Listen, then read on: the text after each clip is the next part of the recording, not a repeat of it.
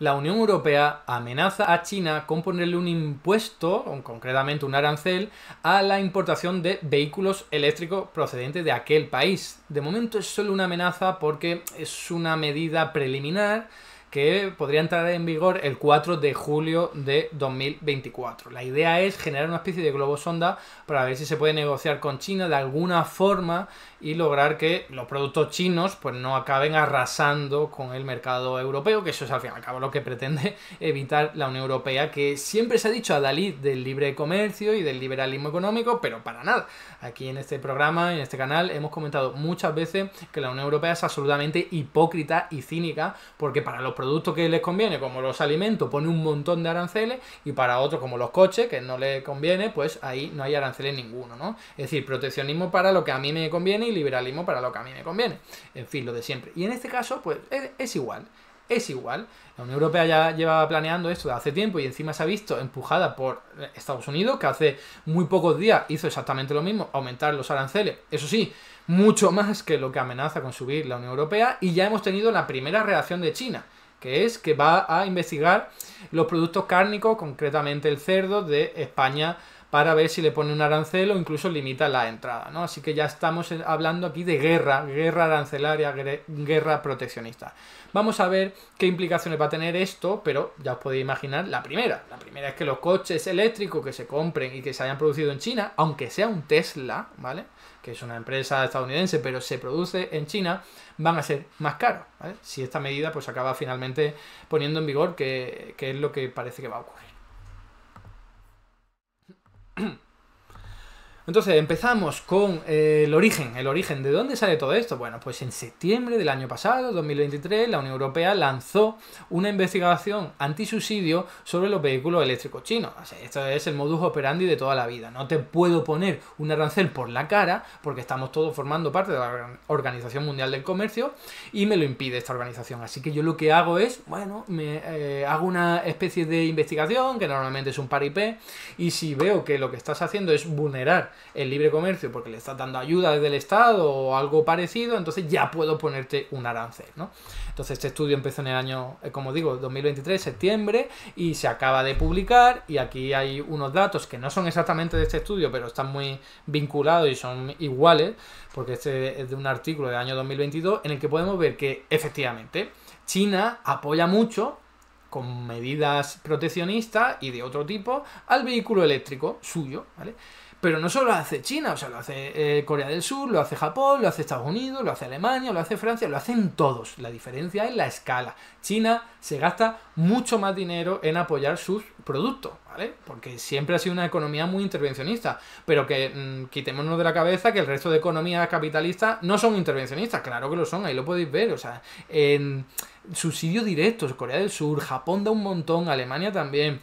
En incentivos de investigación y desarrollo. Que esto es un componente tecnológico que estás aquí explorando y abriendo nuevas ramas del conocimiento, te perdono impuestos, o te perdono otro tipo de impuestos porque es una forma de apoyarte, o directamente te concedo un crédito más barato. Esto es muy típico en Alemania, donde tienen cajas de ahorros regionales. Pues toma un crédito más barato para que puedas desarrollar tu vehículo eléctrico, ¿vale? Pues eso pasa en todos los países, solo que en China pues la escala es mayor y dan muchísimas más ayudas, como ahí podéis ver, casi en el 1,8% del PIB, mientras que el otro país que da más ayudas, que es Corea del Sur, supera el 0,6%, ¿no? O sea que hay una diferencia cuantitativa, pero no cualitativa. En realidad el proteccionismo está en todos los lados.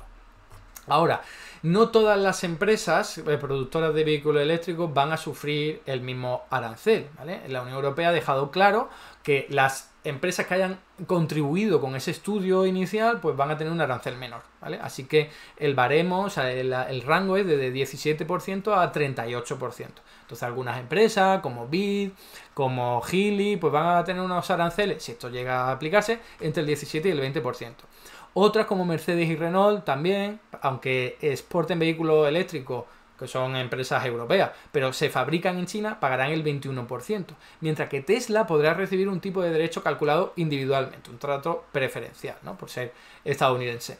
Y luego, por último, pues tenemos que las que no hayan cooperado, como por ejemplo el grupo estatal SAIC de Shanghái, una empresa pública china, estarán sujetas a la tasa del 38%, ¿no? Entonces, aquí lo tenéis, un trato discriminatorio en función de si han contribuido o no, ha ayudado a realizar este estudio. Os recuerdo que Estados Unidos ya le ha subido el arancel a este tipo de productos, vehículos eléctricos, al 100%. O sea, no estamos hablando del 38%, que ya es bastante, sino el 100%. Os lo recuerdo para que veáis que, a su vez, Estados Unidos está siendo más papista que el Papa y está gobernando Biden, no está gobernando Trump.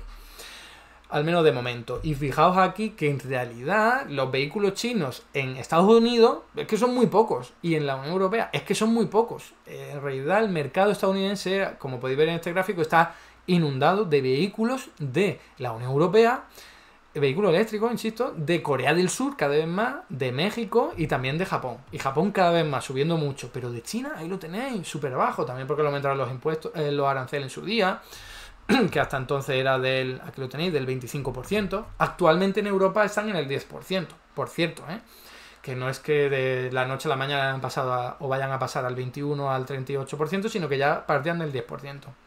Entonces, ¿cómo es posible que siendo tan pocos los vehículos eléctricos, Estados Unidos se blinde tanto frente a ellos? Bueno, por un lado, por las cuestiones geopolíticas y geoestratégicas, China es el adversario político de Estados Unidos. Y también por una cuestión de, oye, sé que China está empezando, pero está empezando muy fuerte y que tiene un potencial tremendo que nos puede arrasar a todos. Tiene mucho potencial de capacidad productiva, puede producir muchísimos vehículos, los va a poder producir cada vez más y encima muy baratos. Y esa es la razón fundamental de ponerle un arancel a China, cuestión geopolítica y también cuestión de miedo al futuro, ¿no? China ya ha reaccionado, ya lo decía, ¿no? Estaba muy insatisfecha la industria china y sabía que iba a haber algún tipo de reacción, fuera primero declaraciones, y la que hemos conocido es que China ya ha lanzado una investigación antidumping, ¿no? Para ver si hay ayudas a productos, en este caso, de carne de cerdo de la Unión Europea, ¿no? O sea, claramente una mención a España, donde es líder en este tipo de productos, ¿no? Y fijaos, ¿cuál ha sido la evolución de China? Que ya hemos dicho, oye, ha subido bastante, pero sigue siendo muy baja. Pues la cuota de mercado en la Unión Europea, no en Estados Unidos, que es el gráfico anterior, había pasado de casi 0 al 8% en 3 años. Del 0 al 8%. O sea que los productos eléctricos chinos, vehículos eléctricos, que habréis visto un montón por ahí, es que están inundando el mercado cada vez más. Y la idea era que si todo siguiese igual, iba a alcanzar el 15% en solo 2 años. En solo 2 años. Entonces, por eso han intervenido. Han dicho, oye, vamos a amenazar con este arancel para que esto no llegue a este resultado, ¿no? Este gráfico me parece la leche para entender el potencial de China después de la pandemia a la hora de vender vehículos, en este caso vehículos, coches, no necesariamente eléctricos, pero la mayor parte son eléctricos, sobre todo últimamente. Y fijaos, el paso que ha dado está simplemente en exportaciones de coches, China ya exporta más que Japón siempre ha sido uno de los países más exportadores, bastante más que Alemania, bastante más que Corea del Sur, muchísimo más que Estados Unidos, que se vende a sí mismo, ¿no? Que tiene un mercado local muy potente. Bueno, pues China, a pesar de tener un montón de población en su interior, lo que hace es vender sus productos fuera. Ya lo sabemos, China tiene una población que todavía tiene una demanda interna muy baja, ¿no? Son pobres y es una economía muy volcada hacia el exterior, aunque eso está cambiando poco a poco. Aquí tenéis más datos de toda la cantidad de vehículos eléctricos que exporta China a la Unión Europea, de los 27, fijaos, tanto en valor como en número, o sea, un crecimiento exponencial desde la pandemia. Aquí lo podéis ver incluso teniendo en cuenta esa comparación con la Unión Europea y Europa, que son los número 1 en venta de coches eléctricos por el momento, porque fijaos China lo que ha aumentado en tan poquito tiempo, y también en tecnología y lo avanzados que son. Y además aquí no solo tenéis en cuenta el producto eléctrico chino sin más, sino que se va a ver quién lo ha producido, Entonces, en azul oscuro podéis ver que son los productores chinos, empresas públicas chinas o empresas privadas. Luego en azul clarito tenéis los productos que salen de China pero han sido producidas por empresas europeas o estadounidenses. Y en rojo el Tesla, ¿vale? Solo la del Tesla. Y el porcentaje de cuota de mercado ha aumentado del 22 al 23 bastante de todo este tipo de productos. Como digo, bueno, es una empresa estadounidense, Tesla, o estamos hablando de BMW o Renault, pero oye, como salen de China, al final es algo que se le pone el arancel también, aunque sea menor, ¿no? Aquí tenéis la comparación en precio de vehículo eléctrico. Pues claro, China logra que sea muy barato y encima muy potente, con muy buena calidad, mucho más barato que los de India, que los de Europa, que los de Estados Unidos, y este es su principal ventaja competitiva. Aquí podéis ver el cambio tan radical que ha habido entre el año 2018 y 2023, el porcentaje de coches eléctricos de alta tecnología chinos que están más baratos que el coche convencional. Entonces, en el año 2018 se vendían muy pocos coches eléctricos porque eran muy caros. Pero ahora es que están más baratos, ¿vale? La tecnología ha aumentado tanto, están aprovechando también los factores de oferta en China, de energía barata, de fuerza laboral barata, y están logrando que el coche eléctrico sea muy, muy competitivo, muy barato. ¿Y esto cómo lo han logrado? Pues fijaos, el gráfico de la derecha, un montón de inversión, por parte del Estado, de empresas públicas, pero también por parte de empresas privadas en China. O sea, el 42% del PIB se ha dedicado a inversión. Mientras que en otros países, volcados, contaminados por el neoliberalismo, pues se ha invertido muchísimo menos, en torno al 20%. Esta es una victoria de China y su ideología y economía política, ¿no? Hay que invertir desde lo público, hay que arremangarse e intervenir en la economía. Aquí podéis ver que es que además en China cada vez está logrando más importancia el uso del vehículo eléctrico. No solo vendemos fuera, sino que allí también se está utilizando mucho. Aquí podéis ver, por un lado, el mercado chino del vehículo eléctrico ya supera el 50% de todo el mundo, y en China el 40% de todos los coches son ya eléctricos. En España está en torno, Europa está en torno al 20%, y España está muy mal, muy relegada, en comparación con otros países nórdicos donde se utiliza muchísimo más el coche eléctrico. Y Estados Unidos ni hablemos, el 10%. Pero China ya 40% casi de todos los coches son eléctricos. Por eso están instalando tantos cargadores eléctricos. Aquí lo podéis ver. O sea, es que es increíble. La barra de China, fijaos, o sea, el doble del resto del mundo. Es que es un pasote tremendo. China están apostando decididamente por los coches eléctricos y se nota. Se nota muchísimo, ¿no? Aquí más datos en los que podéis ver un poco lo mismo, la cuota de mercado de los coches. Bueno, en este caso sí, cuota de mercado tanto por ventas como coches registrados. Fijaos, el mundo, toda esa cantidad que va aumentando muy rápidamente, pero al final es casi por China. Casi es China lo que está explicando ese crecimiento. Y aquí tenéis pues la comparación de la producción de baterías necesaria para producir vehículos eléctricos, la misma producción, y también tenéis pues aquí la capacidad productiva de China, cómo mejora con la energía renovable. Aquí podéis ver España, lo rezagado que está en uso de coche eléctrico en comparación con otros países como por ejemplo Portugal o Francia, y no hablemos ya de los nórdicos, no hablemos de Noruega, ¿vale? Juega en otra liga. Y aquí lo que podéis ver es que esto no es nuevo del coche del sector económico en general, sino que ya pasó con las células fotovoltaicas y los paneles solares, ¿vale?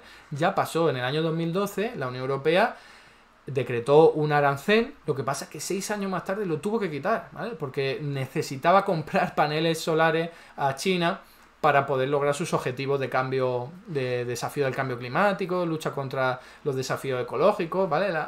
Y al final esto parece que se podría volver a repetir, ¿no? La Unión Europea poniendo un arancel, protegiéndose del exterior, pero luego teniendo que sucumbir porque le arrasa y al final necesita más lo eléctrico, electrificar y la energía renovable que lo que puede producir ella misma, ¿no? Como Unión Europea, tal cual. Entonces aquí, simplemente para que veáis el potencial también de China en este sector tan importante, fabrica China el 80% de todos los paneles solares producidos a nivel mundial, y esto es más pronunciado aún cuando se examina toda la cadena de suministro. Produce el 85% del suministro mundial de células solares, el 88% del polisilicio de grado solar y el 97% de los lingotes y obleas de silicio que forman el núcleo de las células solares. O sea, que es que China está arrasando, se está volviendo súper puntero en estos sectores. Aquí tenéis más gráficos, no quiero aburriros con ellos, pero es un poco más lo mismo, ¿no? La capacidad productiva de China, cómo está aumentando tantísimo, también en demanda, están demandando también. No solo están produciendo energía renovable, sino que también la están demandando. Aquí tenéis el incremento paulatino tan loco de la cuota de mercado de China, de nuevo en producción, en este caso de lo del polisilicio, ¿vale? Aquí también de capacidad productiva de los paneles solares, lo mismo. Aquí otro gráfico que nos viene a decir exactamente lo mismo. Fijaos, China es lo azul, cómo arrasa con todo. Y aquí pues un gráfico en el que podéis ver el boom de la producción, ¿no? de la instalación de capacidad productiva. De nuevo, lo mismo, ¿no? Y ahora termino con lo siguiente. ¿Cómo está reaccionando la Unión Europea? ¿Cómo está reaccionando el mundo occidental a esta embestida de China? Pues aquí lo tenéis. Un miembro del Parlamento Europeo que forma parte del Comité de Comercio Internacional, Rafael Glucksmann, dijo: es un momento hamiltoniano. Todos los que sigáis mi serie de vídeos de Desmontando los mitos del libre comercio sabéis de qué se está hablando, ¿no? De la recuperación de las tesis proteccionistas. Dice, refiriéndose a la creación de un Estado federal estadounidense fuerte. 30 años de política de desregulación y libre comercio en Europa han conducido, irónicamente, a los triunfos del Partido Comunista Chino. De irónicamente nada, es que eso es lo que siempre ha permitido el desarrollo económico e industrial de todos los países, incluyendo Reino Unido y Estados Unidos, que es proteger tus propios sectores hasta que ya son la pera, ¿no? Y arrasan con los demás, ¿no? Y entonces, ¿cuál es la reflexión? Europa tiene que volver a producir cosas. No podemos ser un continente de consumidores. Hemos aprendido de la pandemia y la guerra. Cuando hay una perturbación en el mercado, estamos perdidos y desnudos. Solo han tardado siglos en darse cuenta, porque esto ya viene teorizado desde el siglo XVIII con Hamilton, pero bueno, más vale tarde que nunca, desde luego. Y aquí tenéis la reacción, en lo de Estados Unidos con el Inflation Reduction Act, ha sido increíble, ¿vale? O sea, toda la cantidad de dinero que ha puesto encima de la mesa el gobierno federal para invertir en energía solar, en almacenamiento de energía, en producción de batería, en hidrógeno, en viento, fijaos. Todo, en gestión del carbono, todo lo que... Eso es muchísimo dinero, ¿vale? Aquí lo podéis ver también, de nuevo, programas especiales que han despertado desde después de la pandemia, En Estados Unidos han dicho, ostras, nos está comiendo la tostada China y encima aquí hay una crisis energética y sanitaria y nos ha dejado fuera de juego y ahora volvemos a recuperar la esencia que es poner toda la carne en el asador y que el Estado gaste mucho para invertir en estos sectores punteros. Aquí tenéis solo para gasto en combatir el cambio climático, aquí lo tenéis. No solo es el IRA, el Inflation Reduction Act, sino también el programa CHIPS, ¿vale? Que aquí tenéis otra estimación. Y aquí podéis ver el incremento en este gráfico que es súper bonito para ver cómo ha mejorado, ¿vale?, el gasto en construcción de fábricas, ¿vale? Aquí lo podéis ver, de potencial productivo de ordenadores, electrónica, lo eléctrico en general, es la barra roja. Todo esto ha sido por intervencionismo público, ¿vale? El propio Estado gastando dinero a mansalva. Lo químico también ha aumentado, aunque no mucho, pero fijaos, ha aumentado también bastante el equipo de transporte, todo lo que tiene que ver con vehículos eléctricos. O sea que Estados Unidos ha reaccionado. La Unión Europea tímidamente, con esos fondos Next Generation, reconstrucción de la pandemia, pero va enfocado a eso, transición energética, digitalización, pero nada que ver con lo de Estados Unidos y sobre todo nada que ver con lo que ha hecho China durante un mogollón de tiempo, ¿no? Y termino con la conclusión a la que siempre llego. El proteccionismo se utiliza para mejorar tu capacidad productiva. Cuando ya eres el no va más, el número uno, ya quieres libre comercio para invadir el mercado de los demás, ¿no? Eso lo hizo el Reino Unido en el siglo XIX, lo podéis ver aquí. Tenía los aranceles más altos del mundo. Cuando fue el número uno, les dijo a todos: quitaos los aranceles, quitaos las medidas proteccionistas y hacemos libre mercado, que es lo mejor del mundo y siempre lo ha sido. Mentira, ellos se desarrollaron gracias a eso. Estados Unidos no hizo caso y durante el siglo XIX mantuvo aranceles altos hasta que ya fue la repera, el número uno, y volvió a bajarlos, ¿no? Y en ese momento nos encontramos. China, que lleva décadas utilizando medidas proteccionistas, resulta que se ha hecho el number one en los vehículos eléctricos y energía renovable, y aparece Estados Unidos y Europa llorando y diciendo: ya no queremos libre mercado. Al final es la historia de siempre. Hasta aquí el vídeo de hoy. Muchas gracias por estar ahí y si te ha resultado interesante, no dudes en comentar, darle like y compartir, que la teoría económica dominante no se combate sola.